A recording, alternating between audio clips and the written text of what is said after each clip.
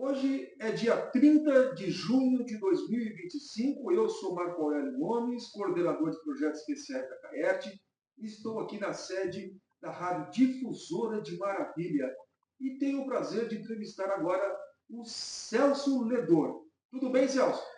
Tudo bem, Marco Aurélio? Satisfação de conhecer, até que a gente acompanha o AKR Notícias todos os dias e sempre ouço, mas não o conhecia pessoalmente. Então, satisfação poder bater esse papo bem do nosso jeito aqui nesse momento, Marco. Celso, você é natural de onde e qual é a data do teu nascimento? Eu nasci em Cunha Porã, município próximo aqui de Maravilha, e a minha data de nascimento é 19 de agosto de 1952. Estou, portanto, com 72 anos, indo para 73 agora no próximo mês de agosto. Quantos anos de rádio? São 47 anos. Comecei lá em 78. Então, vamos começar do início, como diz o outro, né? Como é que o rádio entrou na vida do senhor? Eu sempre fui um ouvinte assíduo de rádios. Sempre gostei de ouvir. Ouvia-se, na minha época aqui, muitas emissoras do Rio Grande do Sul. A Rádio Guaíba e a Rádio Gaúcha, a própria Rádio Farroupilha.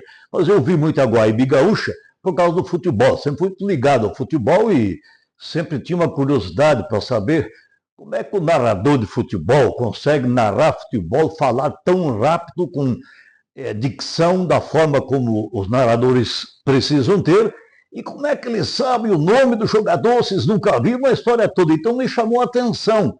Eu ouvia muito rádio, comecei gostando do rádio dessa maneira. Mas quando eu era ouvinte, somente ouvinte, hoje ainda sou ouvinte do rádio, eu nunca imaginei que um dia desses, por alguma razão, eu me tornaria também um radialista, agora já com tantos anos de experiência. E você começou onde, Celso? Eu comecei aqui em Maravilha mesmo. Eu comecei na Rádio Difusora, lá em 78. A emissora difusora, ela entrou no ar aqui com a sua programação em agosto de 77 e eu, em agosto, coincidentemente, do ano seguinte, 78, eu entrei através de um concurso que foi feito na cidade aqui. Concurso de locutor, é isso? Exatamente, concurso locutor. Como é que foi esse concurso? O que acontecia? Quando a Rádio Difusora abriu, um pouquinho da história dessa emissora aqui também, rapidinho, Marco, se contratava os locutores todos de fora. Não tinha locutor aqui da casa, os pratas da casa. Mas como Maravilha naquele tempo não era a cidade que nós temos hoje, era bem diferente. Não tinha pavimentação, era uma cidade feia. Vamos dizer o que era naquele tempo. Os locutores vinham e iam embora. Vinham e iam embora. E aí o que acontece? A programação da rádio não tinha quem colocar. E a rádio resolveu fazer um concurso para locutor, para ver se de repente tinha alguém da casa aqui que pudesse dar certo. E foi dessa forma que eu entrei. E como é que era esse concurso? Como é que foi? Como é que era? Eu lembro bem, Marco, nós estávamos em 45 pessoas que... 45? Nós éramos em 40 homens e 5 mulheres. O que causou estranheza naquele tempo, mas mulheres no rádio? Naquele tempo era muito difícil ter uma mulher que fazia locução, enfim, não tinha. Mas, enfim, 40 homens e 5 mulheres. O que eles ensinavam? O que o gerente da emissora ensinou para nós naquele tempo? Primeiro, naquele tempo tinha que ter voz grave. Uma voz assim, vamos dizer, meia boca não dava certo. Então, o que foi o meu diferencial diante dos demais concorrentes a uma vaga que tinha, a voz grave. E eu sabia ler melhor que os concorrentes. Então foi o que me levou a ser o escolhido para ser, então, o dono daquela vaga que existia naquele tempo. Era 40 para uma vaga. 45 pessoas nós estávamos. 5 era mulher, né? 5 era mulher, mas era mulher, enfim. Mas então 40 para uma vaga e eu fui escolhido pela direção da emissora naquele tempo. E antes disso você nunca tinha... Não. Eu era ouvinte, eu era servente de pedreiro. Ah, é? E lá na construção, a gente conversava bastante, eu conversava um pouco mais do que os outros, entendia um pouco mais do futebol do que meus colegas, porque eu escutava muito a Rádio Gaúcha e a Rádio Guaíba também, né? E aí futebol, aquelas coisas todas, então eu fui escolhido por esse motivo. E programação de estúdio, eu apresentei muitos programas na difusora também, quando eu comecei. Sertanejo, banda, gaúcho e principalmente reportagem do futebol, e no meio de um campeonato desse o narrador foi embora e aí sobrou, sabe para quem? Para narrar o futebol? Celso Ledur. Aí eu entrei e tal, e aprendi, fui levando e sou narrador até hoje de futebol. Né? Mas quando você começou, você apresentava de tudo. Quando eu comecei aqui, até lembro até os nomes dos programas e de que forma os ouvintes interagiam com os programas. Eu fazia um programa de bandas de manhã, esses bailão bandas, bandinhas. Como é que chamava o programa? O nome era Vai de Banda. Vai de Banda, sintonize aqui que vai a banda. Então era Vai de Banda o nome do programa. Esse era só meia hora de manhã, das 7h30 às 8h. Só para o pessoal acordar. Exatamente. Depois eu voltava às 11 horas, fazia difusora no interior, que era programa sertanejo. Entrava às 11 e saía 15 para o meio-dia. Aí eu continuava no estúdio, 15 para o meio-dia até ao meio-dia, eram os avisos, né? A utilidade pública, os avisos. Eu também apresentava. Aí depois eu saía do ar às 12, entrava o noticiário, né, que era o jornal falado, as notícias regionais, locais e regionais, e noticiário. Depois eu voltava à tarde, 1h15, com a voz do agricultor, que nós éramos até então uma região extremamente, quase que única e essencialmente agrícola. Então o nome do programa era A Voz do Agricultor. Por que a voz do agricultor? Porque o agricultor, ele também tinha voz, porque ele podia fazer um contato, telefones, tinha alguns, eles ligavam para os programas, eu colocava eles no ar, eles pediam uma música, e assim ia, então, a voz do agricultor. Depois eu fazia Entardecer no Rincão, que era das 5 às 7, né? Depois eu voltava, depois do Projeto Minerva, que tinha um programa do governo federal, o Projeto Minerva e Voz do Brasil, eu voltava com Vidas em Giro. Aí era para uma ganhagem, então era mais ou menos para... E no fim de semana, futebol na veia. Futebol. Aí já transmitia ou não? Foi só quando... Eu já fazia as transmissões esportivas, já fazia. Como é que nós fazíamos? Algumas vezes a transmissão era direta por telefone, precisava uma linha telefônica para fazer. Mas a grande maioria a gente fazia uma gravação, gravador, tem um gravador ali, do lado ali, usava um gravador daquele tipo ali, e fitas cassete para fazer a gravação. Gravava no domingo à tarde e jogava no ar na segunda à noite. Era mais ou menos assim, porque não tinha outra maneira de fazer a transmissão.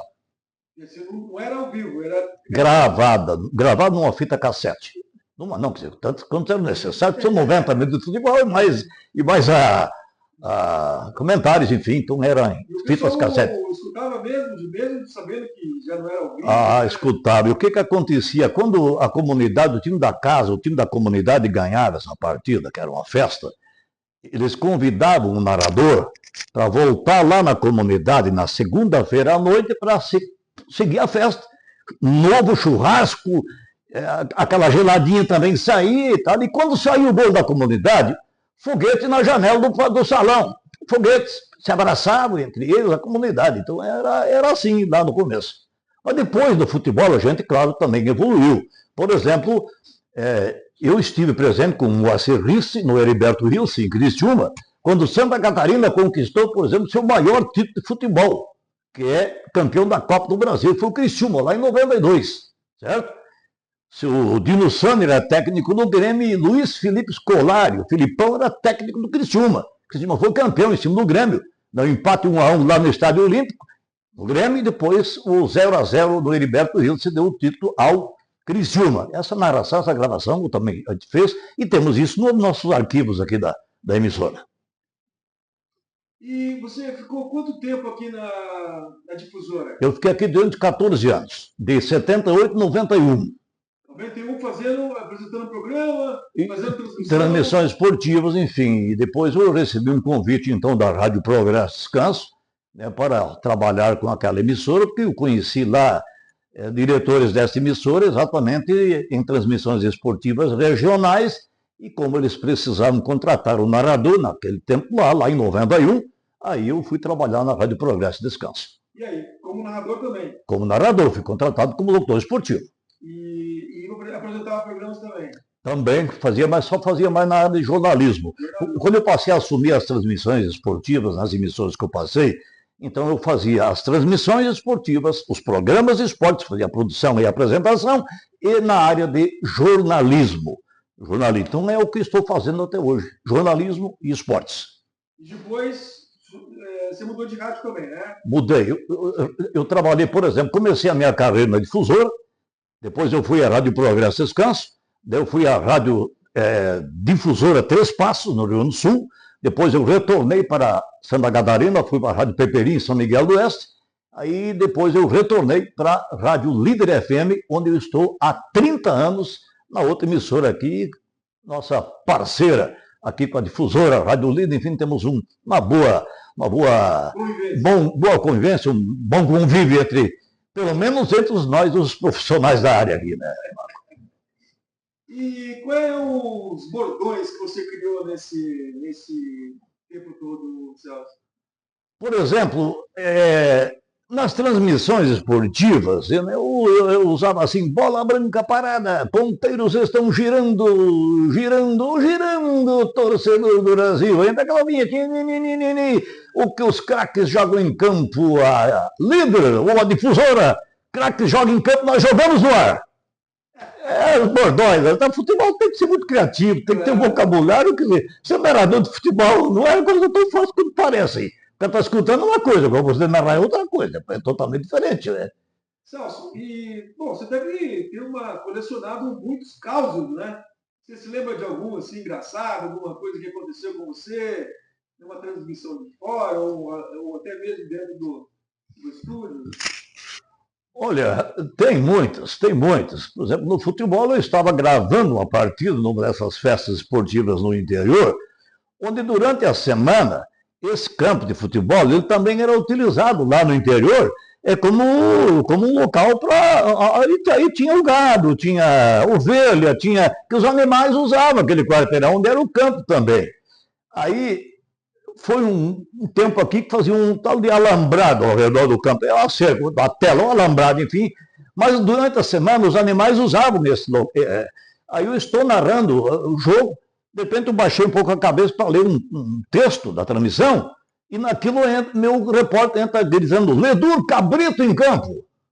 E eu, na hora, pedi no lugar de quem? Mas, na verdade, Marco Antônio, aliás, Marco Aurélio, Cabrito em campo, acho que pode ser o apelido do jogador, porque o jogador tem apelido, tudo que é tipo aí, né? Dele, não, ele acontece com o Cabrito, havia invadido o campo ali, porque ele era acostumado a andar por ali, e no domingo estava lá fora, ele invadiu naquele socialzinho, aquele portão pequeno, entrou para dentro. E ele levou o Cabrito em campo, no lugar de quem, moço? Uma brincadeira, claro, mas de fato isso ocorreu, né? Não é folclore, é verdade. Não, é real, isso é um fato que, inclusive, eu tenho um arquivo de fitas, eu tenho isso gravado em alto e bom som. Eu tenho um arquivo particular de transmissões, então eu ainda tenho gravado, se fosse o caso de mostrar isso de novo. Né? Pô, o Memorial Acaete vai querer. Cabrito em campo, lugar de quem? É brincadeira, né? E você tem assim, recordação de colegas queridos com quem você trabalhou nesse tempo todo, Celso? Você pode citar alguns? Olha, tenho muitos colegas. Infelizmente, alguns já partiram. James Moura, em memória. Foi meu colega na Rádio Progresso. James Moura, na verdade, ele é tio do Roger Moura, que está hoje comandando a parte esportiva e jornalística na Rádio Peperi, em São Miguel do Oeste. Então, o James Moura, né, o próprio Jair Borges também, que também foi meu colega, está em Xaxim hoje, não sei se ainda está na atividade, não posso dizer isso, e tantos outros. O gerente que foi que fez o curso, quer dizer, nos ensinou a começar no rádio, lá naquele concurso que eu falei agora há pouco, né, o João Edir Barros, esse, em memória, também é falecido, mas então tanta gente, a gente conviveu com tanta gente, enfim, fiz muitas amizades, fiz novos amigos, outros, enfim, muito bom. Você andou pelo estado, então, transmitindo? Sim.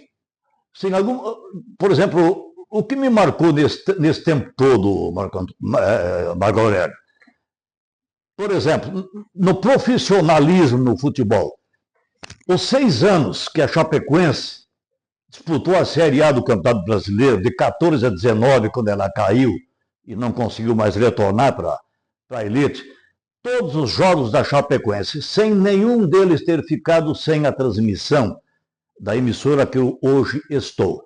Todos os jogos na Arena Condá e também todos os jogos fora. Então, conheci muitos profissionais que são meus ídolos até hoje, mas que eu nunca imaginei que um dia eu pudesse, cara a cara, tete a tete, bater um papo, enfim, dividir cabine até. Então, a gente fez essas transmissões da Chapecoense. Positivo, excelente. E o que me marcou, assim, de forma muito triste, eu fiquei 2 dias também, juntamente com muitos outros colegas de imprensa de todo o estado, de todo o país, até da América, até de fora da América aqui, no velório coletivo dos atletas da Chapecoense que faleceram naquele desastre aéreo em Medellín, na Colômbia. Né? Quando a gente, olha, nunca vimos tanta chuva como naqueles 2 dias daquele velório coletivo em Chapecó, no estádio da Arena Condá, em Chapecó. Então, isso me marcou de forma muito triste, muito negativa, mas tem muita coisa positiva também. Eu também estava lá. Quem sabe a gente até se cruzou, mas vocês não se conheciam. Né? Eu estava lá cobrindo para a Caetes também. Realmente foi um momento bem triste. Celso, o garoto jovem hoje que quer começar no rádio, que sonha também em ser um grande narrador esportivo, que orientação, que dica você daria para esse jovem? Primeiro, minha opinião, gostar de futebol. Você tem que gostar daquilo que você faz, para você fazer com dedicação, com carinho, com muito amor, se dedicar. E procurar sempre estar por dentro dos bastidores e dos noticiários esportivos. Porque para você ser um narrador, você não tem que ter só um potencial de voz, de pulmão, enfim. Né? Você não pode ter vícios. Você não pode beber, você não pode fumar, quer dizer, nada contra quem bebe, quem fuma, tem que cuidar do pulmão, e nesse caso o pulmão é a tua grande ferramenta de trabalho. E ter a boa dicção e vontade, enfim, e conhecer o vocabulário esportivo. Mas como é que você aprende o vocabulário esportivo? Ouvindo outros. Opa, quando a bola sai, como é que faz, como é que diz, o que é que fala, e quando a jogada está enrolada ali, que tu não está vendo se é Pedro ou Paulo, dá aquela confusão toda, tu não sabe o que está acontecendo, aí você faz o seguinte, chama um comercialzinho, dê um texto, deixa querendo clarear lá, a hora que a coisa clarear, você vem de novo. Tem que ter muita vontade de fazer com muito carinho e dedicação, muita dedicação, e enfim, eu acho que aí é meio caminho andado para você atingir o sucesso e ser aquilo que você quer ser. Foi dessa forma que eu me tornei um narrador com algum destaque aqui na nossa região. E quais foram os teus narradores que você se... não, esse aqui é um exemplo, é uma escola... Fui repórter, Marco Antônio, aliás, Marco Aurélio, com Marco Antônio, sabe por quê? Marco Antônio, desculpa, é Marco Aurélio Gomes, que escutou, mas é Marco Antônio. Gostava muito do Marco Antônio, agora eu falo de Marco Antônio, é o Marco Antônio Pereira, um narrador que trabalhou muito tempo lá no Rio Grande do Sul, na Gaúcha, na Guaíba, enfim, também. Eu gostava muito de ouvi-lo, né? Mas o Marco Aurélio Gomes, com o qual a gente está conversando agora. Olha, eu gostei muito de escutar o Mino Antônio Ranzolin, né? Falecido também agora há pouco tempo, o próprio Haroldo de Souza, né, que é um narrador, enfim, não cito o narrador de Santa Catarina, que aqui, de fato, quando eu comecei, as emissoras não entravam muito bem aqui, enfim, a gente tinha dificuldade de escutar essas emissoras da capital, principalmente. Mas, enfim, Haroldo de Souza e Armindo Antônio Ranzolin, são muitos desses dois narradores. Celso, as mulheres estão agora também ocupando, né, esse cargo, essa função de narrador, principalmente na televisão. Qual é o teu comentário sobre essa participação das mulheres? Olha, positivo. Até porque, até então, quando eu iniciei, como disse agora há pouco, mulher atuar no rádio, isso era raríssimo. Aqui, pelo menos no oeste do estado aqui, eu não lembro de ter conhecido e escutado nenhuma mulher na atividade. E hoje elas estão, né, elas conquistaram o seu espaço, hoje elas estão no rádio e principalmente na televisão. Né? Então, elas, na minha opinião, elas não deixam a desejar em nenhum momento, que elas não perdem para homem nenhum, na televisão, no rádio, enfim. Hoje elas estão ocupando espaço que, de fato, elas desempenham com muita competência e, com certeza, a tendência é cada vez mais mulheres aí, até porque aqui em Santa Catarina elas também são maioria, se eu não estou equivocado. Né? Bom, você acompanhou muito a evolução técnica do rádio. Você é do tempo das cartinhas ainda, né, Celso? E hoje, está mais fácil fazer rádio? Eu imagino que sim.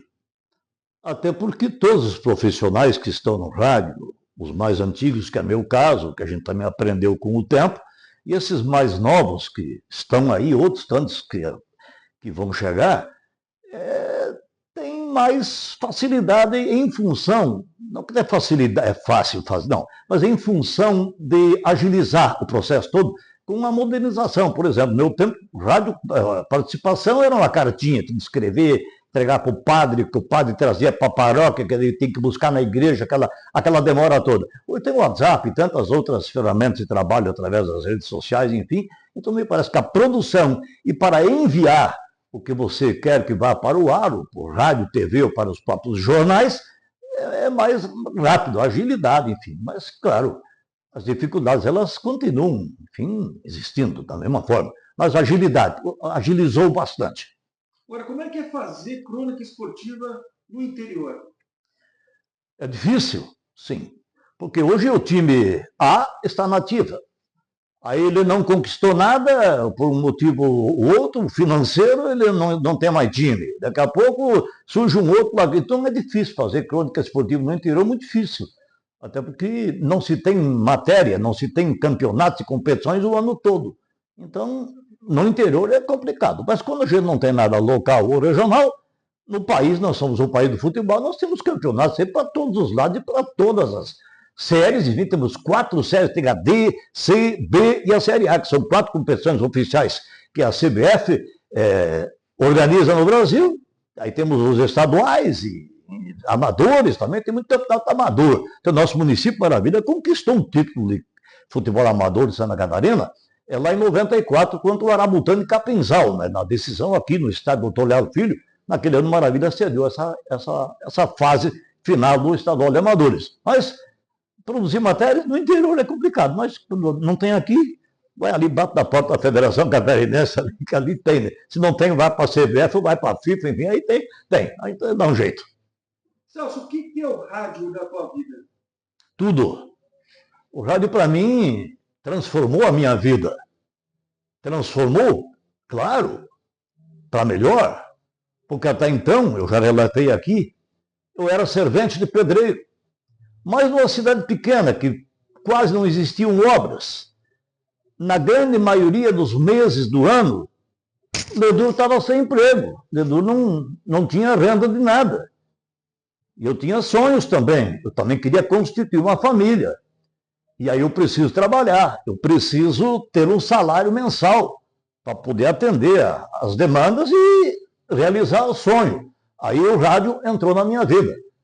Por isso, até hoje, sou muito grato pelos diretores da difusora, que naquele tempo, quando instalaram a emissora aqui, foi feito aquele concurso, que através dele eu consegui chegar no rádio, e a partir de então, eu nunca mais fiquei sem receber um salário mensal, pois me tornei um radialista com carteira assinada e tinha meu salário todos os finais de mês.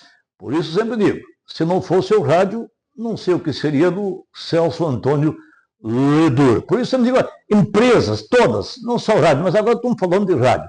A empresa, o comércio, enfim, precisa ser valorizado, porque a empresa, ela emprega as pessoas, com emprego você tem um salário e com o salário você realiza os seus sonhos. Então, para mim, rádio, para mim é tudo, foi tudo na minha vida. Me transformou para o bem. Hoje eu tenho minhas coisas, enfim, graças ao rádio. Por isso, o rádio quer nos matar, mas não vai ser bem assim, não. O rádio é sensacional, para mim é tudo. Viva o rádio!